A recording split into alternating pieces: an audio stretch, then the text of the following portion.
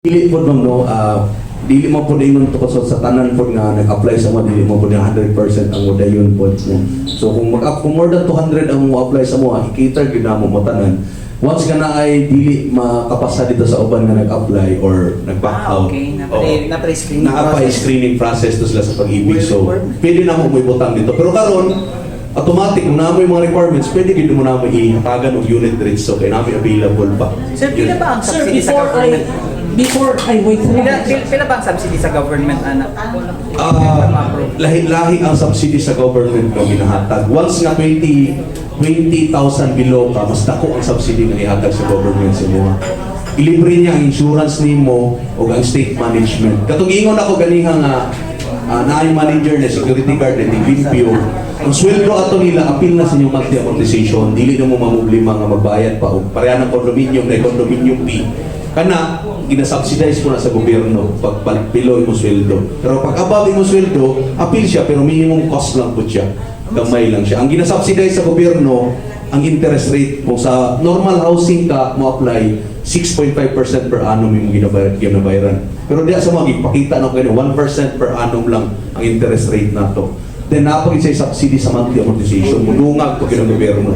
So dili to 2,400 lang ang mudungag sa imong monthly no. Nay counterpart ang gobyerno at ihatag siya para mabuog itong regular monthly amortization. So bisan dili ka mabalong atong salary nga dapat i-subsidize ka, nagya po i-subsidize. Nagyapon siya subsidy o appeal gyapon siya. Nalay dungag tong below 20 years old ang insurance o ang state management.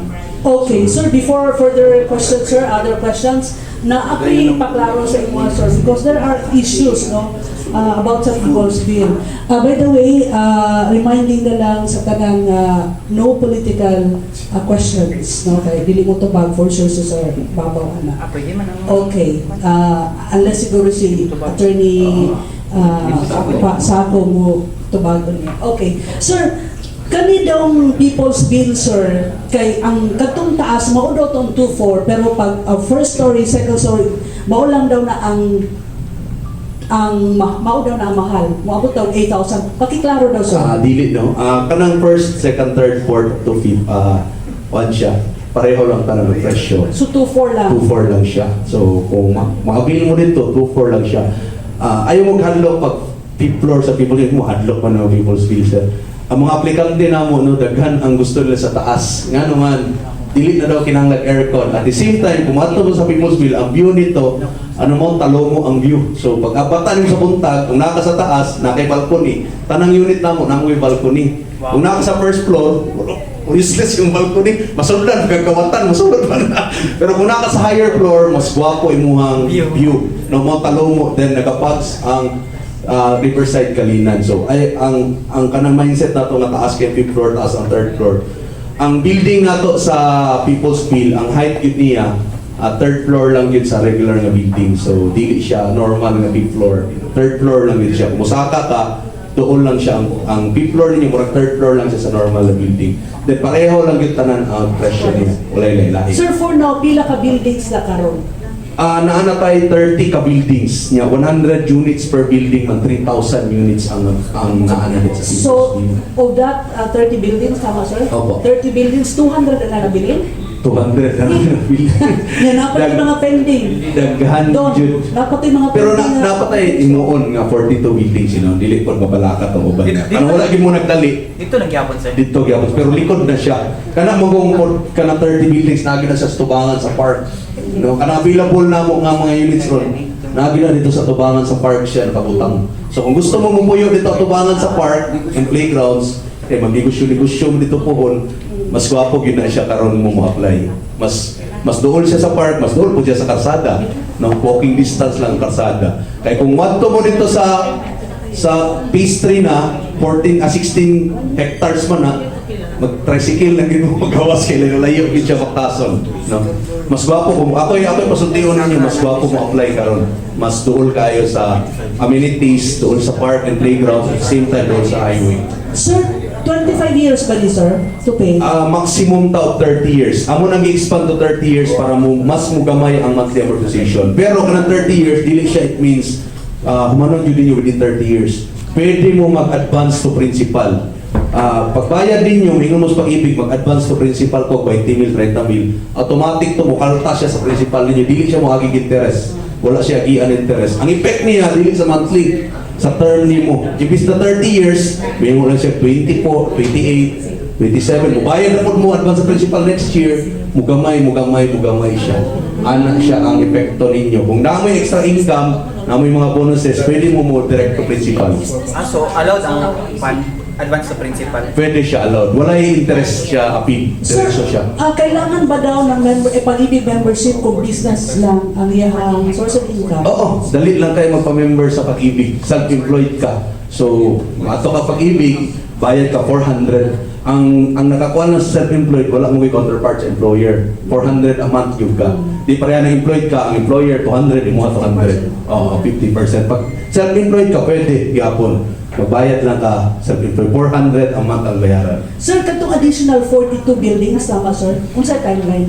Ang timeline na mo within this month mag-start or next month, makita niyo sa site, gina-clearing na ang site ka, magsugod na o kalot, no? So, ang timeline na mo sa isa ka building, dili mo guna magdunga, ay dili mo guna isa-isa ang construct.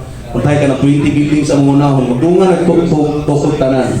So, nasa mga 1 year ang amo ang timeline. So, next year, mahuman siya.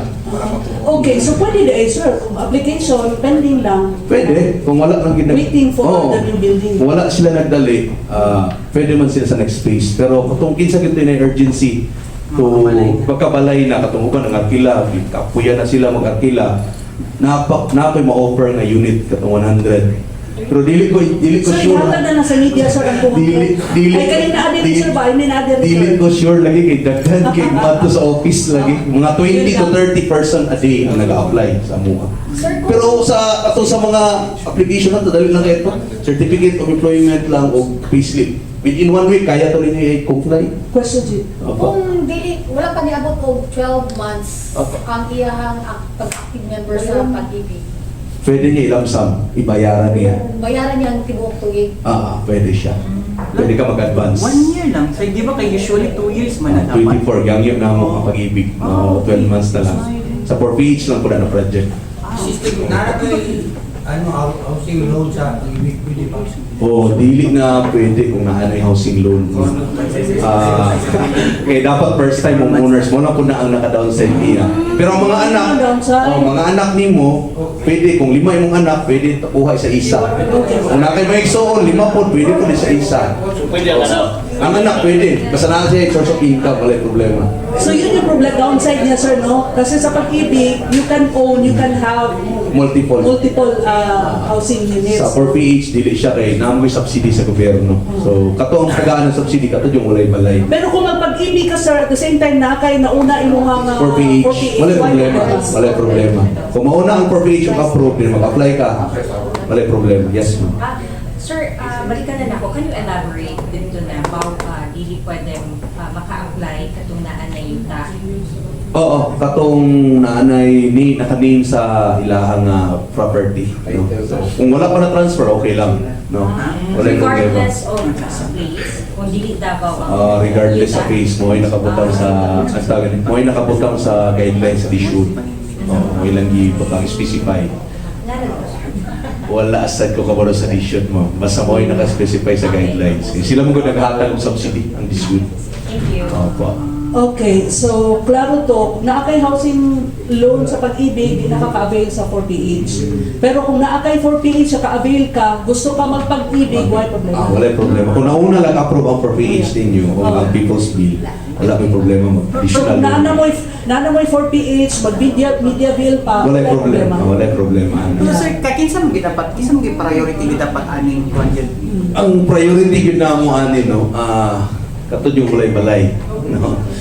ISF, Walay balay and aside na sa ISF, walay balay, katong mga government workers, katong mga private workers na nag-rent, nagpuyo sa danger zone. So mostly, katong yung walay balay, yung first time homeowners nato. katong mga nasa vulnerable sector mo ba na? Appeal po siya, priority po na muna. Pero mostly magod, ang nakabutang sa itong guidelines, katod yung mga first time homeowners. Okay. Para hinahanglan. Para kay John din. Ah, kana ka dyan din. 50K ang Yes, ma'am. sweldo. Tapos, mas Wala naman na no, pero sa nako iklaro, pila ka siya ka square meters? Nasya sa 28.8 square meter, one bedroom. Nakaseparate ng So, bedroom. uniform na siya tanan. Uniform siya tanan. Pero kamo na'y bahala mag-renovate after. Makita ninyo sa site, kung gusto niyo 2 bedroom na may design dito nga 2 bedrooms, pwede ninyo imuon to. Naka-glass siya. Mura siya ka ng bakante siya tanan sir. Dili, 1 bedroom, naka-separate yun. Nana siya ay zinc, na ZR, naka-tiles na tanan. So pag sulod yun ninyo, ready for occupancy na gid siya. Gamit na lang yun inyong dalaon.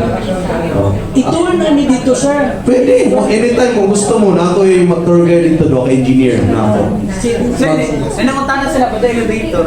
Wala siya. Kay ang downside pag sa elevator, maliban na mas mumahal imong loan o monthly, ang maintenance. Kabalo ba mo ang maintenance elevator kung madaot na hapit million nya kinsay paninglo ana homeowners walay sponsorship na so mo na problema sa one project na mo atong high rise oo na kada exercise na mo sexy pa mo gwapo pa yung lawas so Pero sir, you are now starting to accept new applicants for the next other building, next to the new building. pag mapuno na, ma'am, ang naging siya. Dawaton niya po na mo, kung mapuno na ang 30 ka buildings, kato mo apply sa mga, dawaton niya po na mo. Isulod niya po na mo siya sa mga next building na mo. Anak siya. Pero karon, murag, buinas pa kamay ang media no, kay napay nabilin yun, no? Napay nabilin nga 200 units no, para sa inyo. Doon kayo sa park. Ang upan atbang sa park, no? Atbang sa park lang yun siya. Gwapo kay, yes ma'am. Guys, okay, question. Ganun sa sa unit, bali, Okay. pag turnover ninyo, nakakuha ninyo siya, 1 bedroom. One bedroom, separate na yun. So kami na lang magdugang kung gusto na mo 2 bedroom. Pwede, i-renovate ninyo, i-arrange ninyo, ano. Or dapat after na makulipate sir. Dili po. Pwede na siya. Mananghid lang mo sa ato ang project manager. Dili pwede mag-renovate nga wala approval kay. Pareha ng mga wirings, sa dapit dili pwede mangagan o At tama sir, kasi conditions ano sir nga pang nagya po, murag po siya condominium type yang mga policy. Nagya po mo itawagan na murag ko gyapon nas condominium mo nagpuyo. O panahon sa mga policy condominium mo gyapon sa policy na to. Mike? Sir, good morning. So far, sa mga amenities na to, unsa na yung mga nahuman? Sa atong amenities manggod nga time, nag-start nung kami last time. Timing to na ilisa na to ang secretary manggod sa housing. So, ang funds na to na hold siya. Karon ato ni Secretary Aliling, gusto niya ipapast-track na ang mga schools, ang mga basketball courts para sa mga bata, ang daycare center. Karon nagakalot na sa ang tawagan sa ato ang site kay within this year daw gusto nila mahuman na ang mga amenities na to. So, Especially school o any basketball courts. Sa karon wala kayo na Wala pa siya. going pa. Pero i-clearing na siya sa 2 hectares property na. Unsa ang school gani? Mga daycare centers sir, o kining elementary ang priority na to Alright. sa mga bata.